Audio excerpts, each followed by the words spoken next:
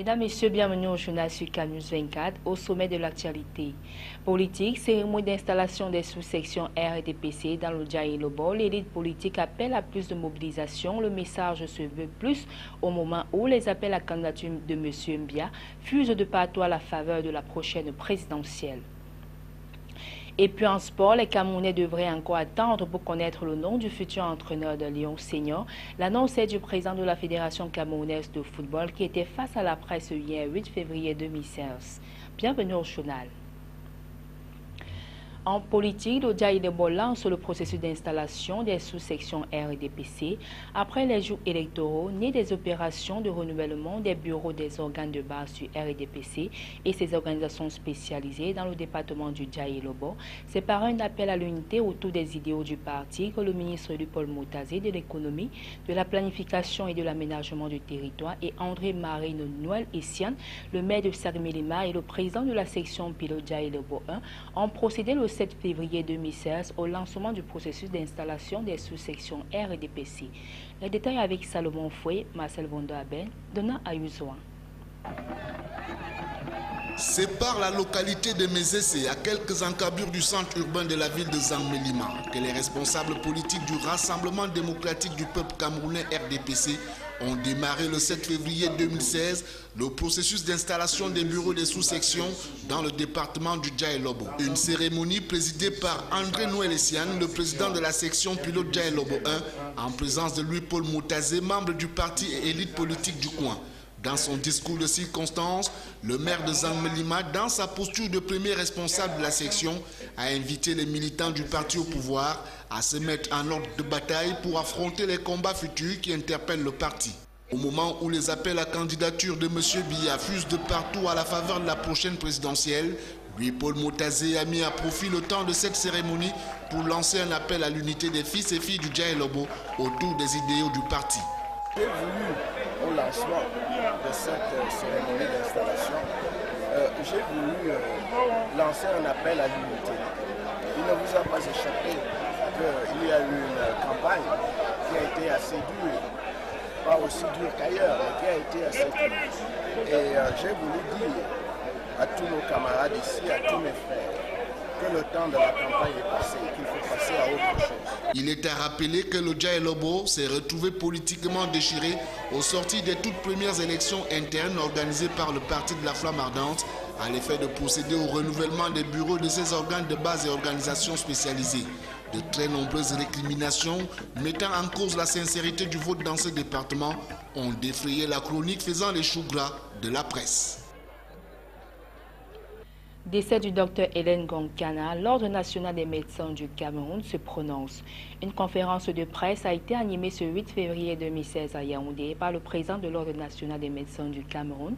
Selon le docteur Guy Sanjon, tous les médecins impliqués dans cette affaire seront traduits au tribunal paritaire de l'Ordre pour répondre de cet acte. Le point est avec Jean-Pierre Bitongo, Joseph Ateba et Eric Ticheux. Le décès maternel de Dr Hélène Ngonkana, épouse Latefomo, survenu le 10 janvier 2016 à l'hôpital général de Douala, ne cesse de faire couler beaucoup d'eau sous les ponts. Et les circonstances de la mort tragique de ce médecin qui était en service à l'hôpital gynéco-obstétrique de Douala commencent à être clarifiées. Lors de la conférence de presse, il était question de présenter aux journalistes les premiers éléments de l'enquête conduite par la Commission nationale administrative placée sous la direction du professeur Robert Leke, par ailleurs président de la Société camerounaise de gynécologie, doyen de la faculté de médecine de l'Université des Montagnes et expert OMS. L'enquête instruite par l'Ordre national des médecins du Cameroun dénonce les erreurs médicales, l'incompétence, la négligence et l'inconscience professionnelle. Aussi, elle dévoile la responsabilité des 3 formations hospitalières ayant reçu la défunte du 4 au 10 février 2016. Il convient de rappeler que c'est le 4 janvier 2016 qu'Hélène Ngonkana est entrée à la clinique du Gros Chêne pour décéder en couche 6 jours plus tard après un passage à l'hôpital gynéco-obstétrique de Douala dans la même nuit du 10 janvier 2016. À la fin de la conférence de presse, Dr Guy Sanjon a restitué le dit rapport au professeur Mbou Robinson, directeur de la santé familiale au ministère de la Santé publique, représentant du ministre, pour accéder action. Conviction faite, l'ordre à la volonté de changer les choses. À en croire son président, il y aura des conséquences pour que cela ne se passe plus. Les retards dans le chantier agacent le gouvernement à travers le comité de préparation des CAN 2016-2019, mais surtout inquiète la jeunesse qui rêve de vivre de grands moments festifs du ballon rond. Ce football a fait connaître davantage le pays à travers la planète. Les entreprises engagées dans ces chantiers vont-ils épargner le Cameroun de la honte? Carton jaune dans ce commentaire de Djerieba. L'heure est grave. La montagne est en train d'accoucher d'une souris. Les prestataires en charge de la réalisation des infrastructures sportives en vue des CAN 2016 et 2019 sont dans le maquis. Ils ont pris l'argent et sont en train de filer à la chinoise. Comble de tout, l'échéance avance à grands pas. Qui sont ceux qui ont la responsabilité de la réalisation et du suivi et évaluation des chantiers? Qui sont ceux qui ont gagné ces marchés? Comment les ont-ils gagnés? Coup franc dans la régulation de ces différents projets qui mettent le gouvernement dans tous ses états depuis quelques semaines. Dans la grande majorité, les entreprises chinoises sont présentées comme des mannes tombants de l'empire du milieu pour la modernisation des infrastructures sportives au Cameroun, comme le palais polyvalent des sports de Yaoundé. Sans aucune forme de publicité, ces entreprises affichent des taux d'avancement des travaux allant de 0 à 10%, avec une consommation des délais oscillant les 30 et 70%. Un véritable paradoxe dramatique. La première responsabilité va du côté du COMIPCAN, comité de préparation des Coupes d'Afrique des Nations de football, comité créé le 3 octobre 2014 par décret présidentiel. La filouterie et les trafics autour des attributions des marchés, dont la décision finale d'attribution a fait l'objet des querelles entre les membres du gouvernement, plus préoccupés à se disputer le leadership. Et si les entreprises chinoises perdent du manque de personnel, c'est également de la faute du gouvernement qui laisse cours à l'esclavagisme dans plusieurs projets que réalise la Chine au Cameroun. Lompangar, Mekin, Memvenle et autres sont des exemples patents. L'urgence est de stopper net cette honte à venir pour le pays à qui le football a tout donné et qui devrait rendre l'ascenseur à ce football en réussissant l'organisation de ces grandes messes footballistiques africaines.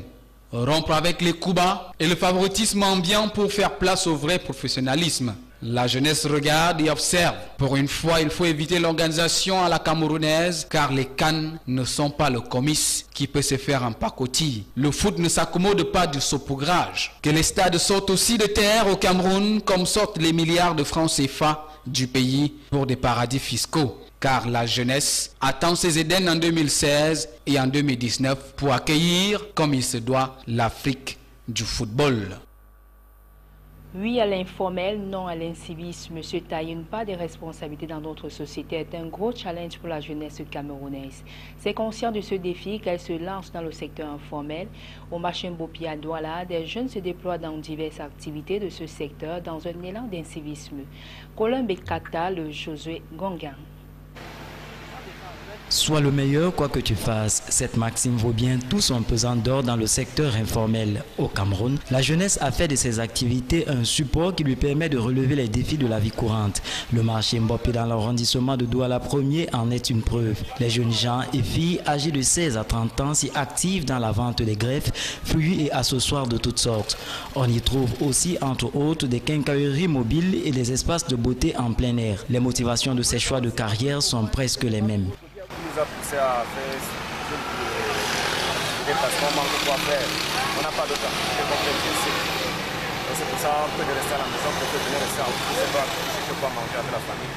On est dans d'autres cas, le domaine de l'emploi un peu difficile, on essaye un peu de se démerder comme ça pour essayer de joindre les deux bouts.